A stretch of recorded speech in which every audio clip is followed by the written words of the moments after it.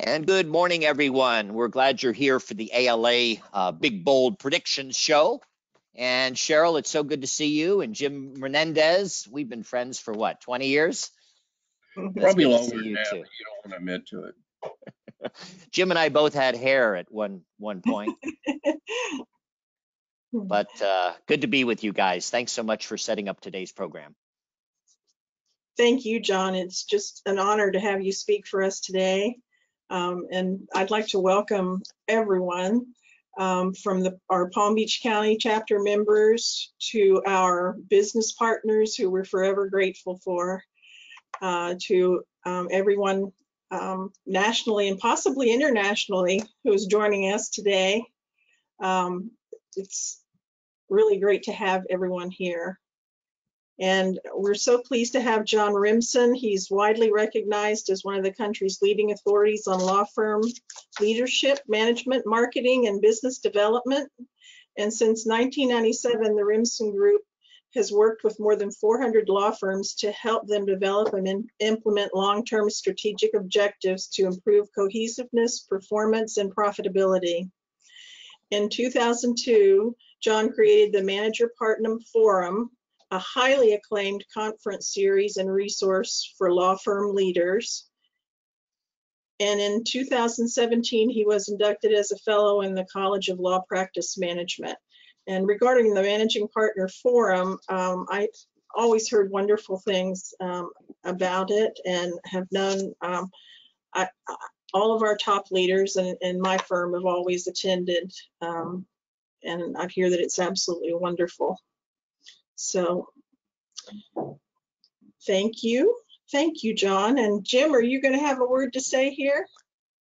No, I just want to eagerly await all of John's magic potions for us. Okay. Magic potions. Sweet way that we practice law. Well, you know, Jim, always good to see you, and Cheryl as well. And you know, I'm a native of Palm Beach County. My dad was a lawyer down there back in the day, and I cut my teeth working with law firms at the Gunster Yoakley firm in West Palm Beach. So I liken it to a homecoming every time you invite me to come speak.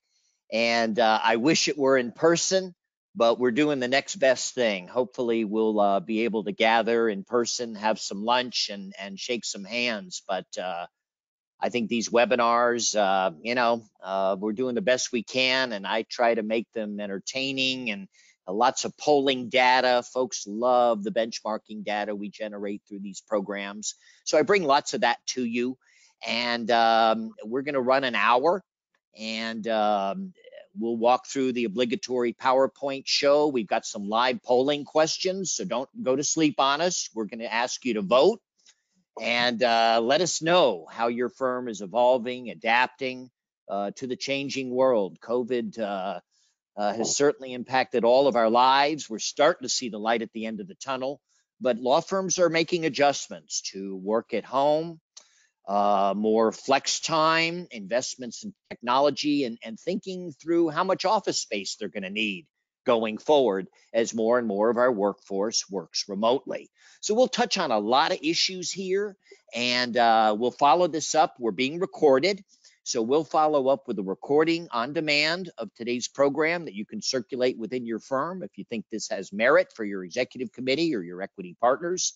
I, of course, happen to think it does, but you know, you may not. But we will send an on-demand recording. We'll have some handout material that might be helpful to you to follow up on some of these topics we'll be visiting on today. Cheryl, I'm going to go ahead and take you and Jim off camera just so you don't have to sit there and be seen and be on your P's and Q's for an hour.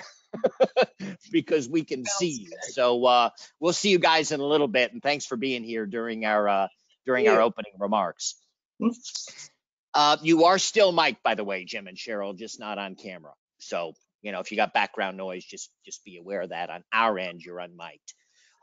Cheryl introduced me. I've been around a while, and in '97 I started doing consulting work for smaller mid-sized law firms that were starting to figure out marketing and business development is not a passing fad. It's not about yellow page ads, television, and billboards. It's about relationships. It's about reputation and getting out and earning those relationships because you show up, you follow up, you go visit clients and demonstrate that you actually care. I then started the consultancy and worked with a lot of firms. We moved far beyond the marketing and business development stuff. And I'm often dealing with succession planning or governance models or associate retention. That's a hot issue among smaller and mid-sized law firms, keeping these young lawyers engaged and motivated and productive. And in a post-COVID world, it's going to be different for sure. We run a managing partner show. Cheryl mentioned it, and we traditionally have annual in-person conferences. We started these things in Florida, and they've grown over the years, and now we've settled into a signature event here in Atlanta. I sit in Atlanta, Georgia. This is world headquarters, my living room for the Remsen Group and the Managing Partner Forum. But we've been having to postpone. We're doing virtual conferences, doing the best we can in light of current circumstances. So check us out. We run a website, we run a listserv, we have a monthly webinar series going on, and many of you all are probably invited. We have an archive of these things on the website, and we've covered the PPP loan. We've covered maintaining productivity, working remotely. We've covered law firm of the future. So there's a nice archive of prior webinars on a slew of timely topics. And we always invite guest speakers, often a pair of managing partners who may or may not have the same opinions on various issues. So it's a really interactive, fun, lots of benchmarking data there as well. So check us out, and we hope to see you at one of our upcoming programs. Cheryl and Jim have asked me to talk about big, bold predictions for 2021, and we'll certainly get to that. Uri Gutfreund is a good friend of mine. He's out of New York City and runs managing partner roundtables, managing partner programming for firms in New York and New Jersey. And so he and I have combined forces on a number of initiatives, and he helped me put together our virtual conference. So I wanted to start by showcasing some of the highlights of our virtual conference, because a lot of thought was put into it. We covered a lot of topics. There's some nice benchmarking data there for you. And then we'll wrap up with those big, bold predictions for this year and the future. And a number of these big, bold predictions are already happening, and some of them are no-brainers. Some of them are out there a little bit, but we'll share with you our predictions for the coming year and beyond for law firms. Our focus is U.S., but I think much of this applies to firms all over the world. We're grappling with many of the same issues. When you all registered, and we have 130 people registered today, we asked a set of questions, and one of those was, how is your firm adjusted to the coronavirus pandemic? This is consistent. This is our group here with us today, 125 strong, 130 strong. But this is consistent with what we've seen. We've been asking this question for several months. Firms have adjusted remarkably well. It took a pandemic to get folks working remotely, embracing technology, maybe a little bit more paperless in the practice of law, but we've adjusted remarkably well. Only 3% of you said it's been tough, worse than I thought it would be to adjust to this this pandemic, post-pandemic situation. We also asked, when you registered, what do you think is going to be the long-term impact of this on the legal profession? 2/3 of you said this is going to accelerate long-term trends. We agree. We think that let's seize the day and make lemonade from lemons, because we've learned some things about time management, about billing, about being more engaged and empathetic with one another. Let's not lose these things as COVID fades to the background, and there's a tendency to get back to business as usual, the way things used to be around here. About 15% of you see that's what's going to happen, business as usual. We're going to get through this. Law firms will revert back to the way we've always done things.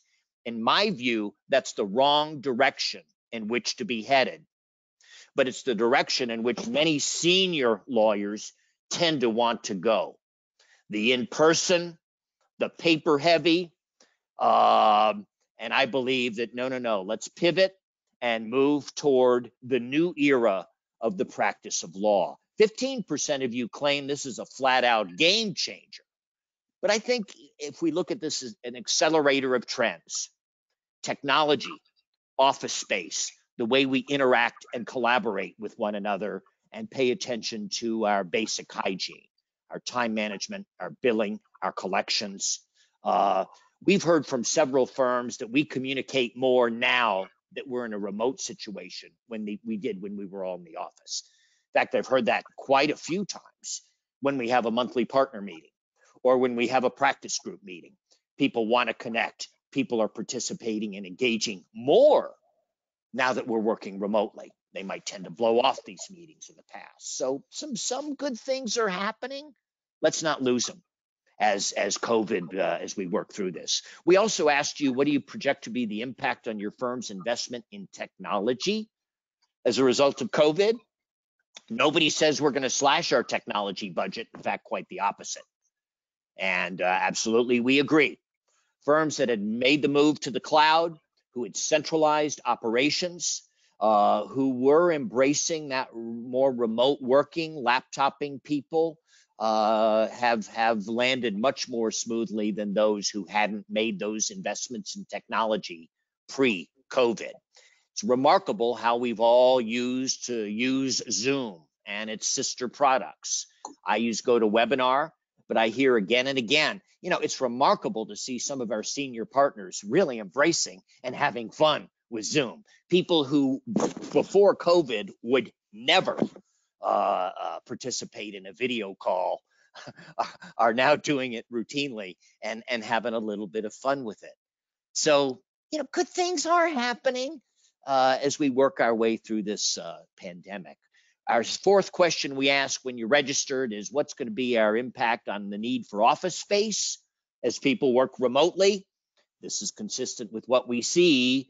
Firms are shrinking that footprint, smaller offices, fewer offices, hoteling arrangements, more group space. If you're working at home 5 days a week, do you really need a private office downtown? Really? And you expect the firm to pay for that? So rethinking our needs for office space, more group space, more hoteling arrangements, where if you want to come in, you just let us know. We'll set you up in a visitor attorney office, but leave your pictures and your diplomas and stuff at home, because it's not your office. It's a visiting attorney office when you decide you'd like to visit. So firms are working through this. We did a webinar last week, had a couple of managing partners, one adamant, we got to have people here. We're a law firm and we can't collaborate remotely. That's ridiculous. He's pretty set on that.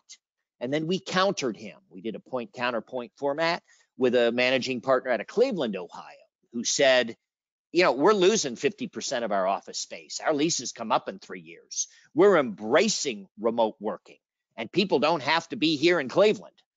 They could be anywhere. Any country, any place on the planet. It's amazing. It's some of the models setting up. Check out Ramon Law, RIMONLAW, RamonLaw.com, virtual, 7 countries, I believe. 70 countries, 70. Check out Fisher Broyles, fully virtual. Check out Hush Blackwell. They're an AmLaw firm out of Missouri, and they have a virtual office now set up. And a guy named J.Y. Miller is the managing partner of their virtual office. Pretty cool. So firms are moving with this and gravitating more toward more hybrid remote working models.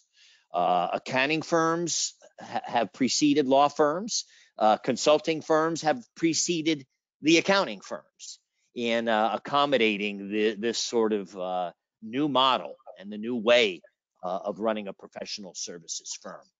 Our first audience polling question. I told you not to go to sleep, or I asked you not to go to sleep. So let's see who's still with us here. And if you would go ahead and vote on this, you get 1 vote. Just for my benefit, just to give me a sense of firm sizes represented on today's call. I'm looking here. We have just shy of 100 people actually showing up, and about 80% of you have voted. And here are our firm sizes represented today. So mostly in the smaller sizes, but we do have about 1 in 4, 100 or more lawyers. So thank you for voting, and we'll ask a few more of those questions during the course of our time together today. The tidal wave of change, if you've heard me speak, you hear me talk about this, these are a lot of the changes that COVID's going to accelerate. Technology, clients, more demanding than ever. They're looking at metrics and process improvement. I don't think they care where your offices are or if you have offices in many cases. Many clients, particularly insurance companies and sophisticated consumers, large entities, I don't think really care where your lawyers sit. Now, if you're running an estate planning practice in Boca Raton, you might want some nice bricks and mortar where the folks can come in and see that you're successful, and they might expect that. But generally, tune into your clients when you're thinking about office of the future and technology. Big law getting bigger, M&A activity, all these trends, the pace of change will not slow down. It will only accelerate. And I think COVID-19's adding fuel to the fire. The lawyer reaction to much of this change, and if you've heard me speak, I've been beating this pair of slides to death. But the Larry Richard research, if you haven't seen it, go check it out, lawyerbrain.com. The blog is What Makes Lawyers Tick. And Larry's done research on the lawyer personality. They don't do well with change. They don't do well with risk. They like autonomy too. So, it took a pandemic to impose remote working and stepped up investment in technology and perhaps the shrinking of our office space. These were trends in play before COVID. COVID's accelerated, and the seniors are starting to recognize that, yeah, we're going to evolve, we're going to adapt.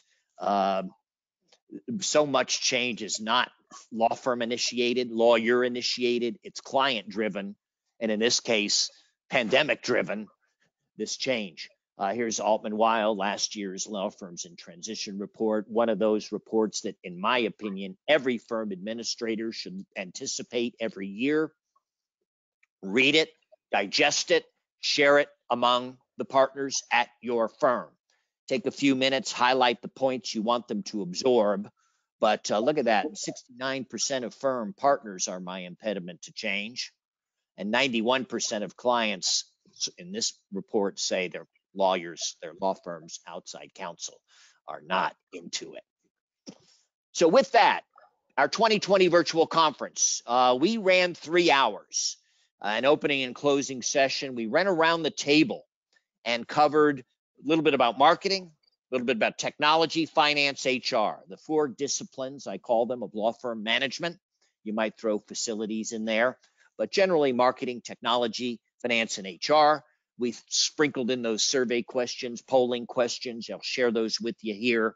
And you can go, we sent the on-demand recording to the participants. It's not available for free because people paid to be here. But we had 195, mostly managing partners, weighing in on the data I'll share with you in this set of slides. There's my buddy Uri Gutfreund out of New York. Myself, we kind of opened it up. And here were the firm sizes represented on the call. And we talked about the year of change that was 2020. Boy, last January, last February, everything was looking great. The economy was humming along, traveling, conferences, but law firms doing very well. And then it all turned upside down. Firms adapted better than expected. The acceleration of long-term trends, the traditional law firm is dead. That's a bold statement. I'll back it up. And I think it's time to pivot forward and embrace, we're going to hear this ad nauseum. We've already been hearing it ad nauseum, the new normal. And your leadership is critical. Your leadership, people are watching you and taking their cues from you and being calm, assured, forward thinking. You're aware of trends in the market. You're aware of what other firms are doing. You bring the data to your lawyers to back your points. And your leadership through change and turbulence and uncertainty is absolutely critical. And we're starting to see the light at the end of the tunnel. But don't let your firm slip back to the way it always used to be around here. Seize the day, pivot forward. How well's your firm adjusted? There's the 195, remarkably similar to the answers you all gave us today. There's your answers, by the way. I slipped your slide in there again. So remarkable. When we asked this question, different audiences, mid-sized U.S. law firms. We did a word cloud. How would you just, what's been your biggest challenge? Pick one word. There's the collection of words. There's a lot of them. We asked the long-term impact. So you can see you all, as firm administrators, are on the same page as managing partners and what they were thinking the latter part of 2020. Here's your answers to that question. So as Winston Churchill said, let's not let a good crisis go to waste. Let's seize the day. I use this slide. I got a couple of emails from people who said, John, Rahm Emanuel made that statement. That quote belongs to him. Well, I had to Google that, of course, and it's attributed to both of those leaders, Rahm Emanuel and Winston Churchill. I thought Winston, well, I don't know if he's less controversial or not, but that's who I choose to go with. Here we talk about marketing and business development. Many of you know Terry Eisner at Jaffe. He's been on our faculty for a long time, and we invited a fellow named John Harity. He runs an IP boutique in Northern Virginia. He's got a twin brother, a dead ringer, Harity and Harity. And John is a passionate guy who cares a lot about social responsibility. But we talked about now's not the time to crawl under a rock and go away. Now's the time to stay out there and keep the marketing. There's a shift. We're not going to the conferences. We're not visiting the clients. But now's the time to maybe shore up our CRM system or brush up our website or, use the marketing time to do more digital and social media stuff, brushing up our LinkedIn profiles. But don't go away. Do webinars for your clients. Pick up the phone and call your clients. Don't go away. Be heard, and let folks know you're out there. Stay in touch. There it is. Keep in touch. Personalize your marketing. If y'all are on my distribution list, you'll see that I go Dear Jim, Dear Cheryl, not dear friend, dear colleague. I think that's important. People like their names and trying to personalize your communiques. Feedback, we're going to ask your feedback to today's program. We want to know what you liked about it, what you didn't like about it, topics for the future. It's a missed opportunity if I don't get your feedback. Loyalty, I want you coming back. Come to the Managing Partner Forum, and this isn't just a one-shot deal. But stay in touch with your clients, keep on the webinars, keep on the virtual events. We've learned of law firms that have set up magic shows and invited their clients, trivia contests, invite their clients, doing some really kind of fun things. Cocktail hours where we send all of our clients a little set of cocktail stuff, and we have a mixologist join us and show us how to make craft cocktails. Cool stuff. We can do this. We'll get back to live, hopefully this fall. But in the meantime, I don't think this virtual marketing is going away. It will, I think, lay over the in-person stuff and remain in play. So get good at webinars. Get good at presenting on Zoom. Get all of your people a backdrop so they look professional and polished. We're a very visual society, and people judge a lot about you by what they see. So make sure your lawyers are presenting well. Camera, lighting, background, dress. really important. And so if you haven't already done some sort of training for your lawyers and support staff, let's not forget about the support staff, to present well in an online format, that might not be a bad thing to do. Culture. It is a differentiator. And here's what John Harady's firm is doing. He's so into social responsibility and diversity, and has really made that a calling card for his law firm. So he's got a minority firm incubator. They're a small boutique firm and doing some really, really innovative stuff. Check it out. I've been getting the question from a lot of managing partners, John, I got young lawyers wanting us to make statements about Black Lives Matter and gay pride, and some of my senior partners are not real comfortable going there. What should I do? Well, you got young people that feel passionate about a lot of this social stuff. It could be controversial if your firm takes a stand. There is a firm out in Seattle, Hillis Clark. Go to their website. Right there on the home page, you got a Black Lives Matter statement. Not all firms want to go there, but young folks seem to have this, this desire to make statements for the good of society, and they're passionate about it. John Harady sees that. We talked about technology, a boring topic for me, but it's something we gotta talk about. And we had a technologist and a couple of managing partners. Taylor English, they're a 160 lawyer firm based here in Atlanta. They're setting up a virtual track. Chris Wilson's in charge of it. And Chris was among the founders of the Fisher Broyles firm I mentioned earlier.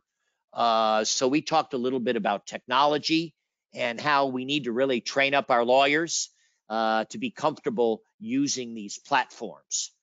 Yes, they can print documents. Yes, they can enter their own time. Yes, they can participate in a video call. Lawyers that a year ago weren't doing that are doing it now. And that's a good thing. Technology, we see how much money we're going to be throwing at it. You said earlier, we're going to be bumping up investments in technology, and you sure are.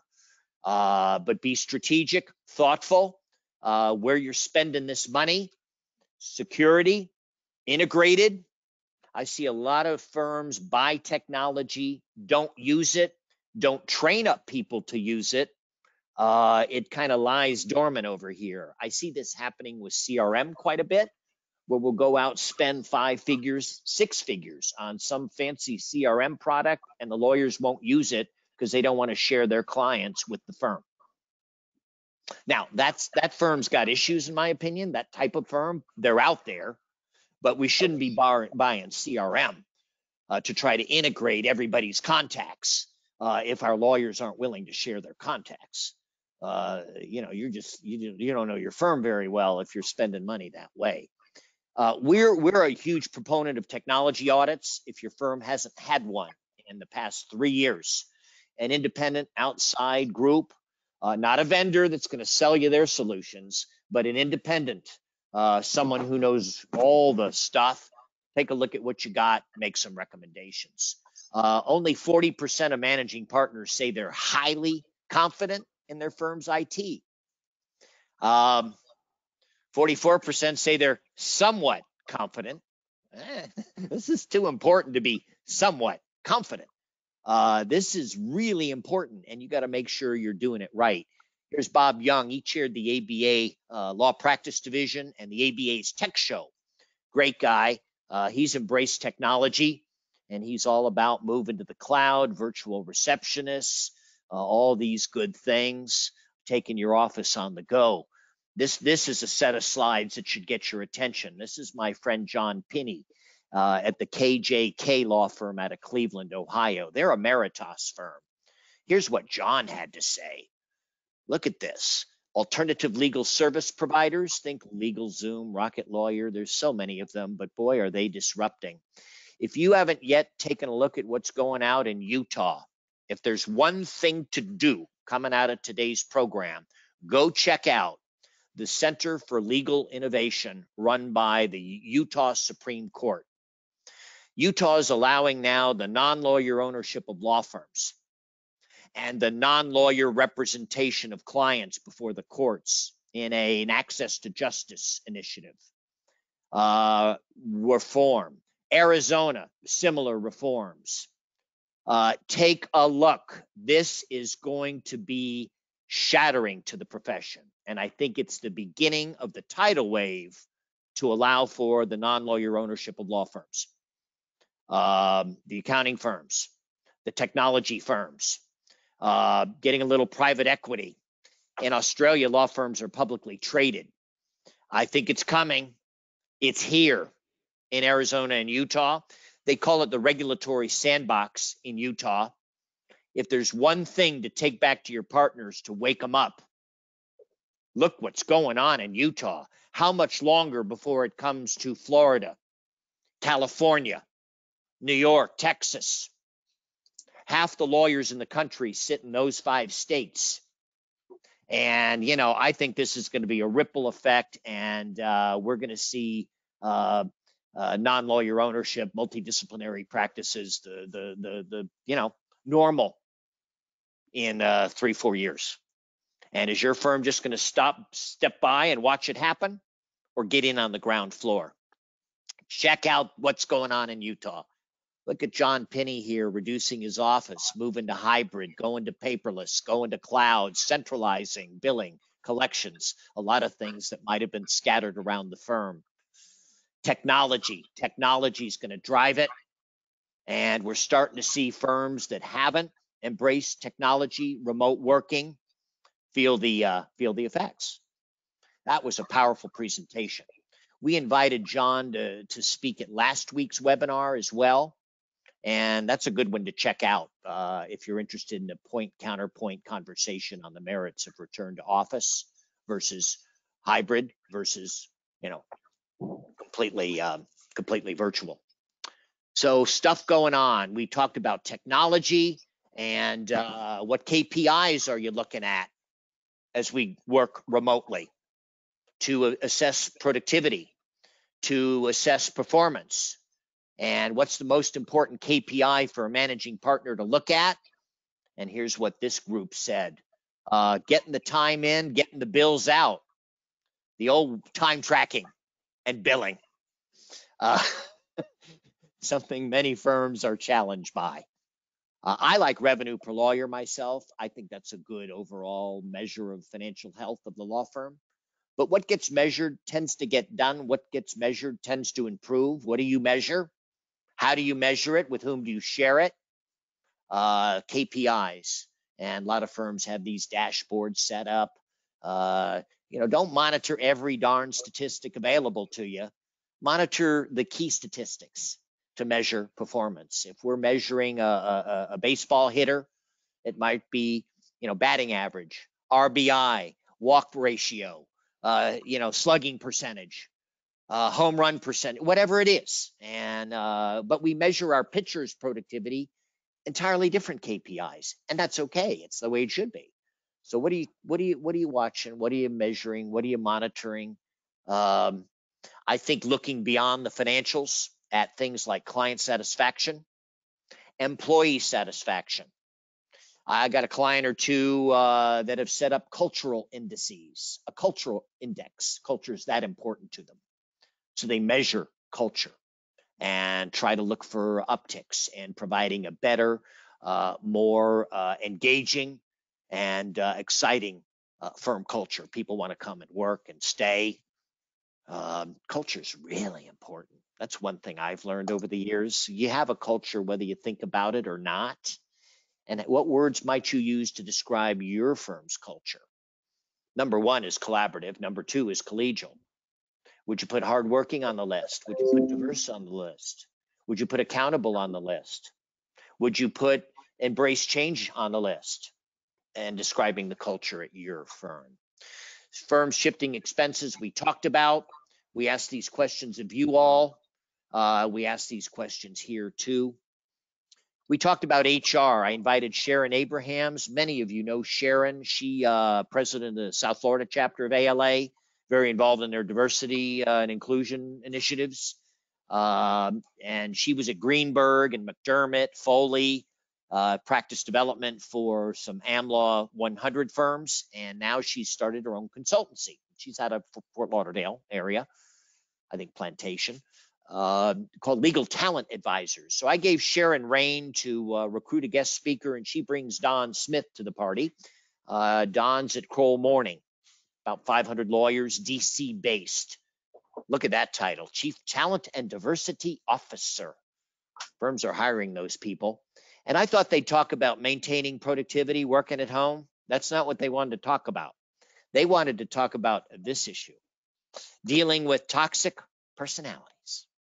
I'm sure there are none of those at your firm, but firms sometimes deal with tough folks who don't want to comply with the policies, who maybe have hot tempers. Maybe we can't always trust, act in the best interest of the law firm. What do we do about it? Do we live with it, or do we root it out and try to call it out and deal with it? Both Sharon and Don feel passionately you are being negligent as a firm leader if you don't call it out and deal with it. And you've got these folks among the lawyer ranks, and you've got these folks within your support staff ranks. And I recall a firm not long ago, I went into work and there was a paralegal there that was driving everybody crazy. She'd been there 30 years. Everybody used to like her, but something happened a couple of years ago. She turned, and now nobody gets along with her. And she's bringing us down. And we've had people quit because they can't work with her. And is that okay? And so I get to meet with her one-on-one, of course. And the first thing that the woman has to say is, I can't believe they're letting me meet with you. And what happened? And she shares with me the story of what happened 6 years ago and when she kind of turned. Hadn't ever shared it with anybody before. It was emotional. But getting at these issues. And so often it's around things like loss or substance abuse or depression, anxiety. And I think in COVID, you got some people at home isolated who may be struggling more than you realize. And it's up to you to reach out and be empathetic and let folks know you care. I digressed a little bit there, but there's our chronic underperformer. And, every race we run, there he is, way behind the rest of the group. Is that okay? Well, we hit her with compensation, but still lagging the pack. Now, what's worse than this guy is this one, distracting the other jockeys from riding their horses safely and getting to the finish line. Disruptive. And is that okay? I think not. But many firms, particularly smaller firms, tend to put up with a lot of this chronic underperformance and bad behavior. We asked the 195 managing partners on this call, do you have any of those characters at your firm? And only 6% said we don't have any. I think they may be kidding themselves, but this is rampant in a lot of law firms, and it drags down the organization more than you realize. Larry Richard will tell you this, our researcher on the lawyer personality, the effect these folks have on your overall firm performance, your ability to attract and retain talent, to maintain the esprit de corps and an inclusive firm culture. So what has been the impact of COVID on these bad actors? We asked the crowd, and a third said they've gotten worse. So this is not easy. But it's important work for the long-term success of your law firm. You got these people, you put them on probation, you give them a plan and deadlines and see if they're trying. And if not, there's a point at which that's harsh. And I'll attribute that to Sharon and Don. No, but I believe this too. because I see it in my work with smaller and mid-sized law firms. These bullies, these chronic underperformers that we just have trouble reining in. It's not fair to your good citizens to accommodate, in my opinion, underperformance, chronic underperformance, and chronic toxic behavior. We round out Jerry Riskin. If you've never heard him speak, it's a joy. He ran a firm in Canada for many years, then started Edge Group. And here's where we closed it out. The duty of law firm leaders to first take care about you and your health and your emotional well-being. So get that sleep, get that exercise, eat right, try to remain optimistic, yoga maybe, but take care of you, take care of your people within the firm, and show that empathy, that call out to let people know you care. Is there anything we can do to help? Because you may have some people struggling more than you realize, and your clients, don't forget about them. Time to show the empathy. Pick up the phone, see how they're doing. Let them know you care. Throw them a seminar. Send them some firm branded dog biscuits for their puppy dog when you have your lawyers doing their welfare checks. So we went through our 11 takeaways. I've covered most of this stuff. I'm a big believer in the planning and what you measure. Go get that audit. Communicate, communicate, communicate. Here's some of our managing partner resources. I'm looking here at the clock, and now we'll get into some big, bold predictions. This is a fun slide deck, heavy on the graphics. What we did here, Uri and I got together at year end, and on New Year's Eve, we put together a 1-hour webinar and decided we'd have fun with it. And we both had a glass of champagne and put on a New Year's Eve hat. And that's out there on our webinar if you want to take a look at that. We tried to make it fun and uplifting. And here's the highlights of these big, bold predictions. We asked people when they register. We had 100 people register for this program. To use that one word, look at that last bullet point. I think that's what Cheryl might be giggling at. But we did the old word cloud. We got lots of words, but this kind of was the gist of it.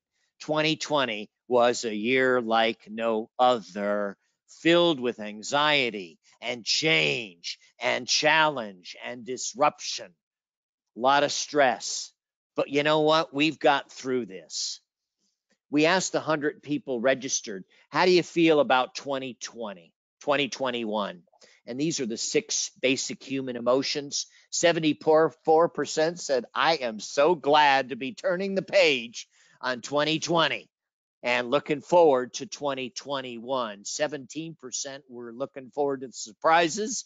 And we got one person who was just pissed.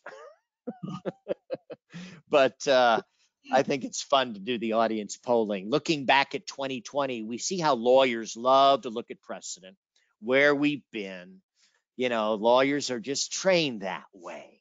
But if we're focused on the rear view mirror, we tend to lose sight what's in front of us. And I think it's important to recognize what's behind us, but importantly, focus on what's in front of us and a plan for the future. There are curves ahead, there are bumps ahead, but we got some sense of where we're taking our law firm, its size, its core practice areas, its core clients, and its geographic footprint. Firm vision, simple, and just work on a handful of projects that'll have a meaningful impact to take us where we want to go. Smaller, mid-sized law firms, internal communication, associate retention, marketing and business development was #1 for years and years. Now we're all kind of working on our return to office, remote working policies, and we're going to be doing some more programming on this. So stay tuned under the Managing Partner Forum webinar series. We did one on the arguments of work at home, work in the office, and I think we all know what those are. But what's right for your firm in terms of the policies we want to enact going forward? And I say it starts by asking your people where they want to work, where they feel productive, where they feel most satisfied. Tune into your people And both of our panelists last week said, "Oh, we did surveys. We did internal surveys of our lawyers, our support staff. One of them did a survey of the clients as it tried to assess where it wanted to go." And I can't tell you how many people have said, "Oh, I want that survey. Can you share that survey?" I'm trying to get those surveys now, but they haven't exactly been forthcoming. So here comes last March. And we all got thrown on our backside. Did not see this coming, but it's here. We're getting through it. It's time to come in for a nice smooth landing and not let this pandemic go to waste. Shred 2020, look to the new year, and here we go. Our big, bold predictions. The pace of change will accelerate. There's just no doubt about it. Law firms tend to stand still. We saw how many, about 15% on today's call, are looking to get back to normal, business as usual. Wrong direction. Change is forward. It's accelerating. We do a leadership survey every other year. We asked to the managing partners, where do you think the pace of change is going? Higher, about the same, lower in the coming years? I mean, 90% say the pace of change is going to accelerate. Absolutely it is. Law firms are slow to adapt compared to other industries and professions. And I think it's up to us to showcase change, showcase statistics, showcase innovation. And hopefully it starts to rub off on your lawyers that we need to evolve, we need to adapt, we need to keep pace, we need to do things differently. And, let's start with this remote working situation. And are we going to move to accommodate it? We did another panel. We had 2 women managing partners talking about women in law firm leadership and building a culture that attracts, retains, empowers women. And they talked about flexibility in terms of remote working. And if you want to attract and retain women, many of them are going to opt to have kids. And in many cases, the woman's expected to be, it's not the right way, but it's the way, unfortunately, to be the primary caregiver when we start raising a family. And if we don't have flexibility, you might lose some very talented women lawyers and more very talented men lawyers who want maternity, paternity leave, and flex time. If you're not offering this, you may have a hard time attracting and retaining tomorrow's tech-savvy young lawyers. They want it. The studies are clear. Here's the long-term registrant. We beat that to death. At least one great law firm in your town will sink in 2021. I see it happen all the time. Once great law firms resting on their laurels, it'll always be this way. We've represented the banks forever. We've represented the hospital system forever. It'll always be this way. They get fat and happy, complacent, and here come the out-of-towners. Here come the aggressive upstart firms that spun off from you a couple of years ago, and they come after you. It's not business as usual. And I see in many cases, once dominant firms in smaller markets dissolve because they're just not paying attention and they're assuming it will always be this way. Consolidation, mergers, acquisitions, big trend, huge trend. I think COVID kind of put a bump in the road here on a lot of these conversations, but they're going to come back with a vengeance. All the merger and consolidation talk as big law gets bigger and acquires smaller and mid-sized law firms. Most of the firms we work with want to remain independently governed, self-sufficient, mid-sized law firms. But hoping and praying is not the strategy to maintain that. You got to stay focused on your core practices, your core clients. You got to evolve and adapt and attract lawyers who will be content at a smaller and mid-sized law firm. Because so often we can't compete with the big bucks when big law comes a calling on your talented young lawyers. If they jump for the money, it's hard for us as a smaller mid-sized law firm to compete. But we can compete on culture. We can compete on access to clients, mentoring. There are ways for us to compete, but this consolidation is going to accelerate into the future, and you wait till those accounting firms come into the mix as jurisdiction by jurisdiction allow for the non-lawyer ownership of law firms. It's here. It is here. Maybe not in your jurisdiction, but it's in the United States, and bars and Supreme Courts across the country are watching. There's a great article, if you haven't yet seen it, Bloomberg Law. Google the Bloomberg Law legal reform, and it gives you a nice state-by-state overview of where the different jurisdictions are in setting up regulatory reform and the non-lawyer ownership of law firm. California is right on the edge of dropping its foot, and when California goes, believe me, Washington State, Oregon aren't far behind, and New York's watching. Even the conservative Florida bar is watching. And I think go check it out. Be the first one at your firm to know this. Share it with your colleagues. You'll look really smart, like you're on top of things. The frustrated lawyers will continue to leave big law. They don't like the structure, the regimen. They paid off a good chunk of their student loans, and they're looking more for a little work-life balance. And this is where mid-law can come in and offer that. I think lateral, everybody's looking for those laterals with books of business. We're all looking for those. I can't tell you how many times I hear that. Oh yeah, we're going to hire laterals with books of business, John. That's how we're going to grow. Not so fast. Not so fast. Everybody's looking for these people. Do the due diligence. Do the due diligence to make sure there's cultural fit, that portable book of business just might materialize. And then once you tie the knot, you integrate. It doesn't happen naturally. I think you've kind of got to do some things to force that integration and the cross-sell and getting those new lawyers integrated into your culture, getting to become known, liked, trusted by the current lawyers at the firm, that sort of thing. So the integration piece is really, really, really important. I worked with a firm in Tennessee a couple of years ago. It was a merger of equals, and they did an associate retreat, just the associates of the merged firms.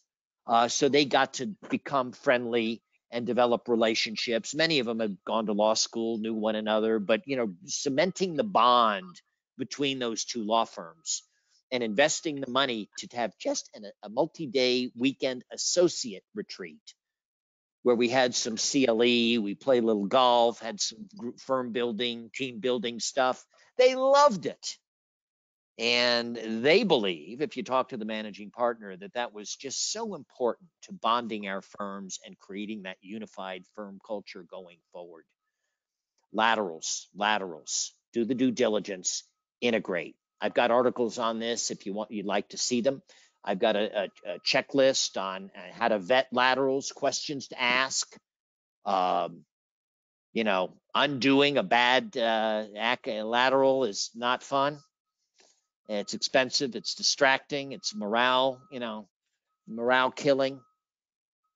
Boutique law firms will prosper, I believe. The value proposition smaller, mid-sized boutique law firms can offer is exceptionally attractive to general counsel, to sophisticated consumers of legal services.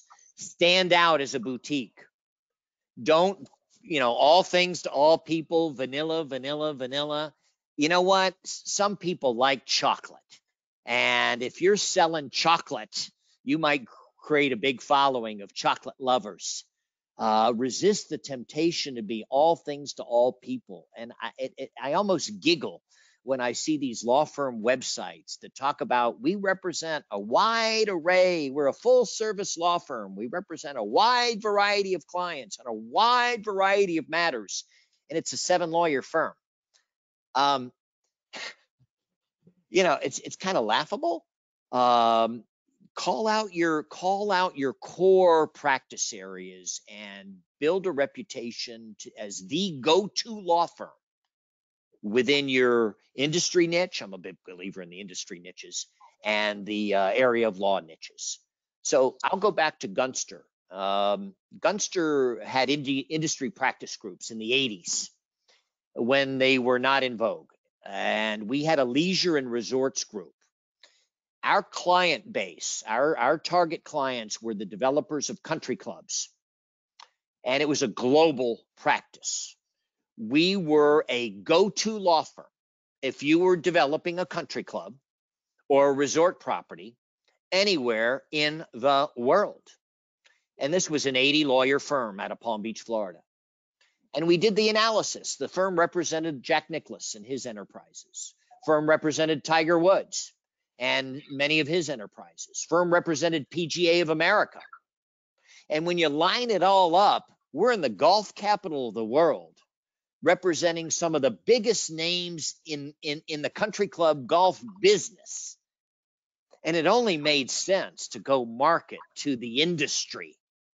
What a niche, but it works. It resonates.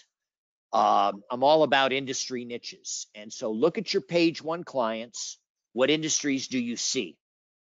Look at, go talk to your economic development council there in your town or in your state. What industries are they targeting to bring to your region of the country? That's a pretty good place to start. And you set up a team of lawyers, senior, junior, across offices, across practice groups, and go after that industry. Your current clients in the industry, you're getting close. The industry trade associations. And you wouldn't believe what's out there when you go looking for it. You wouldn't believe what's out there. Most people have never heard of ALA. The Association of Legal Administrators? What? Yeah, it's a big organization. I'm surprised the number of managing partners I run into have never heard of ALA. But it's amazing what's out there when you go looking for it. So go find those industry trade groups and plug your lawyers in.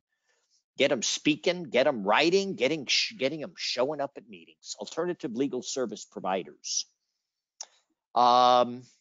We did a webinar a couple of months back where one of our guest speakers had a slide and it had 50 logos, company logos. Some you'll recognize, some you've never heard of. But all alternative legal service providers, well-funded, coming after us. They're thriving and will continue to thrive. Hiring lawyers is expensive. Hiring document e-discovery doesn't have to be. I can get a machine to do that. Document review. You know, there are companies out of India and the Philippines that do that for big law. So these alternative legal service providers will continue to thrive and prosper. Smart law firms will obsess, and I use the word obsess, about culture because it's really, really important. Firms getting back to basics. We talked about billing, collections, internal communication, really honing in on this and treating one another respectfully and with consideration. Coasting is out. That's that chronic underperformer. You want to improve firm profitability? Go back to that Altman-Weil report I referenced, the 2020 law firms in transition report. They report the most impactful way to improve firm-wide profitability is to call the herd and address your chronic underperformers. Either you get them up or you get them out. Their choice. But you send the message that chronic underperformance is not to be tolerated, and you either step up or step off. I've worked with firms on this tough issue, and it's amazing how people will come around when they sense the firm is done talking about it and is serious about it, if they want to stay with the firm. Technology investments, we've talked about that. 8% was the number tossed around, 8% of gross revenue. If it hasn't already passed rent as your number 2 expense item, it soon will. Here's our hybrid lawyers, our virtual receptionist. I don't think this is too far-fetched. Wouldn't it be cool if you were the first firm in town to have a robot receptionist? That'd be kind of cool.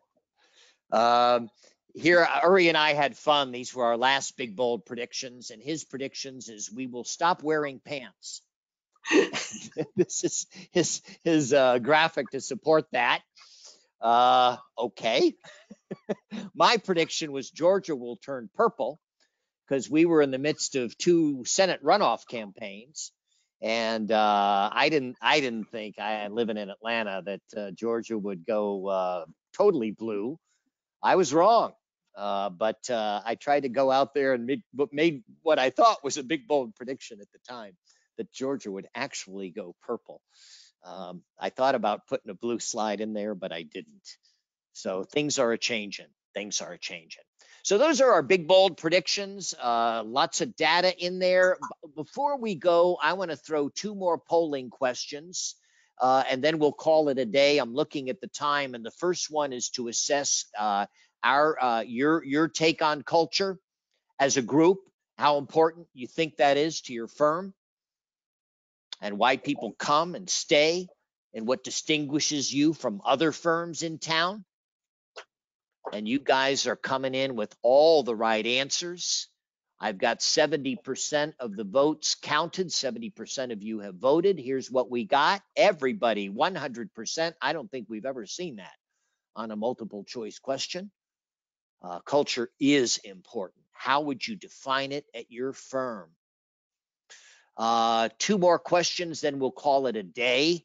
And this one is punch all that apply as you look to budgeting this year, next.